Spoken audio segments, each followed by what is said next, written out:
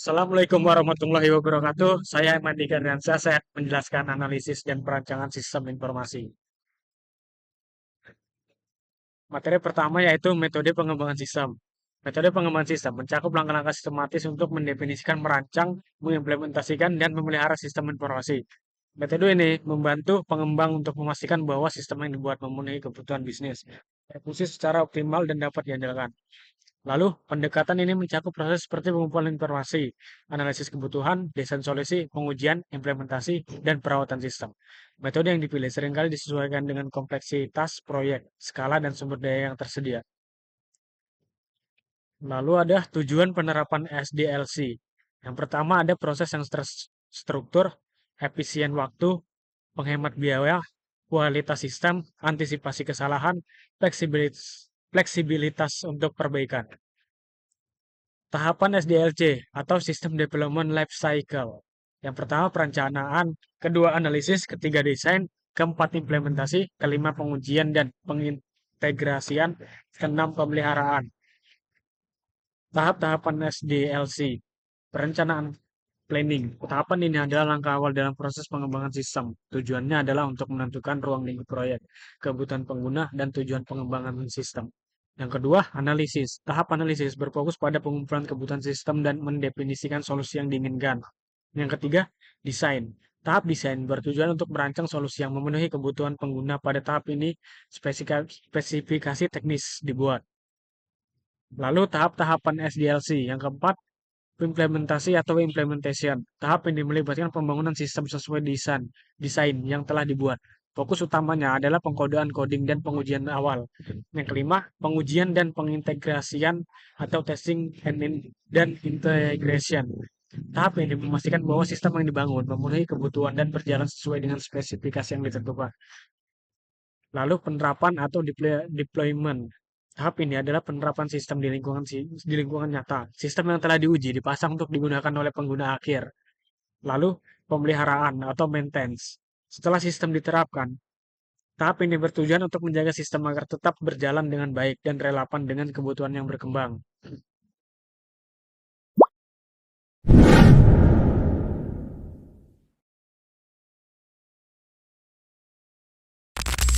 Gini, Assalamualaikum warahmatullahi wabarakatuh. Nama saya Jason Rendika. Saya akan melanjutkan materi yang telah disampaikan oleh M. Randika Ardiansyah. Model pengembangan sistem. 1. Waterfall. Model ini menggunakan pendekatan linear di mana setiap tahap harus diselesaikan sebelum melanjutkan ke tahap berikutnya. Tahapan dalam waterfall ada analisis, kebutuhan perangkat lunak, desain, pembuatan kode program, pengujian, dan pemeliharaan. Di sini ada kelebihan proses terorganisir dan terdokumentasi dengan baik. Cocok untuk proyek dengan kebutuhan yang sudah jelas. Kekurangannya tidak fleksibel terhadap perubahan kebutuhan. Kesalahan pada tahap awal sulit diperbaiki di tahap berikutnya. 2. Prototype. Model ini berfokus pada pembuatan prototipe awal sebagai representasi sistem yang akan dikembangkan. Kelebihannya pengguna dapat memberikan masukan secara langsung. Pengembangan lebih cepat karena fokus pada iterasi. Kekurangannya, tahap analisis sering kali kurang mendalam, tidak cocok untuk proyek besar dan kompleks. Gambarnya ada di samping. Ketiga, Rapid Application Development atau dalam kurung RAD. Model ini menggunakan pendekatan cepat dengan memanfaatkan komponen yang sudah ada untuk mempercepat pengembangan. Kelebihannya menghemat waktu dengan menggunakan kembali komponen. Cocok untuk proyek dengan batas waktu ketat. Kekurangannya membutuhkan pengembangan berpengalaman. Tidak cocok untuk sistem kompleks yang memerlukan integritas tinggi. Contoh gambarnya ada di samping. 4. Interaktif dan incremental.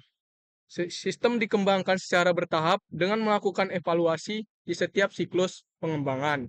Kelebihannya, sistem dapat diimplementasikan sebagian sebelum selesai sepenuhnya, fleksibel terhadap perubahan kebutuhan. Kekurangannya memerlukan pengelolaan yang baik agar iterasi berjalan efektif. Bisa memakan waktu lebih lama jika manajemen kurang optimal. Gambarnya di samping. 5. Spiral. Model spiral menggabungkan pendekatan interaktif dengan fokus pada analisis risiko di setiap tahap. Tahapan dalam spiral, komunikasi dengan pelanggan, perencanaan dan identifikasi risiko, pembangunan prototipe, evaluasi sistem. Kelebihannya cocok untuk proyek besar dan kompleks. Fokus pada manajemen risiko di setiap tahap. Kekurangannya membutuhkan keahlian untuk melakukan analisis risiko. Waktu pengembangan bisa lebih lama. Gambarnya ada di samping.